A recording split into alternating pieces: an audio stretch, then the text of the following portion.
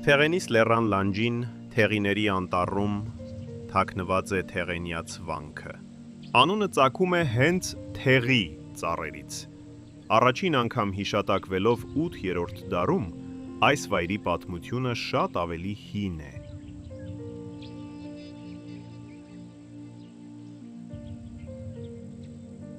Պեղումները բացահայտել են 6-7-րդ դարերի փոքր եկեղեցու հիմքեր։ Սակայն Համալիրի սիրտը 11-րդ դարում կառուցված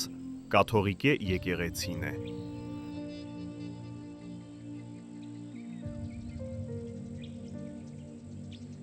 1207 թվականին իշխան Վահրամ Չավուշը նրան կից ավելացրել է ընդարձակ գավիթը։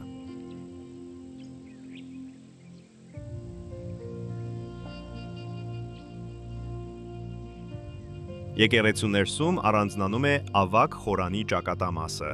զարդարված նուրբ հարթաքանդակներով։ Ամենաեզակի գտածոն կենտրոնական սալաքարի վրա փորագրված սիրամարգն է, անմահության խորհրդանիշ, որը հազվադեպ է հանդիպում քանդակագործության մեջ։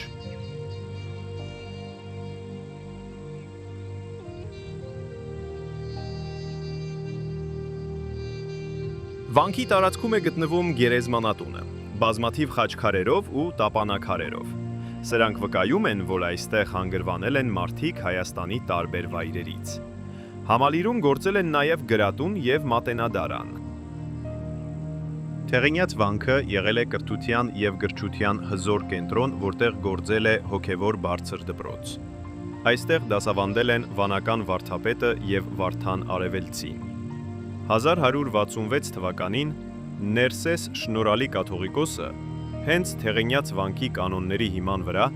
միասնական ժամակարգ է մշակել բոլոր հայկական եկեղեցիների համար։ Առանձին կանգնած է 13-րդ դարի սեղանատունը, որտեղ միաբանությունը համատեղ սեղան է բաժանել։ Սա վկայում է վանքում գործող համայնակեցության սկզբունքների մասին։ 1827 թվականի հզոր երկրաշարժը հիմնովին ավերեց վանքը։ Դարեր անց 1979 թվականի պեղումները նորից աշխարհին բացահայտեցին այս գանձը։ Այսօր Թեղենյաց վանքը, թեև ավերված, շարունակում է մնալ հայ հոգևոր և մշակութային մտքի անխորտակելի վկայություններից մեկը։ Վանքը գտնվում է բուժական գյուղի հարևանությամբ, մի տարածքում, որը հարուստ է նաև այլ պատմական հուշարձաններով, ինչպիսիք են Սուրբ Հովհաննես եկեղեցին և Կիկլոպյան ամրոցի ավերակները։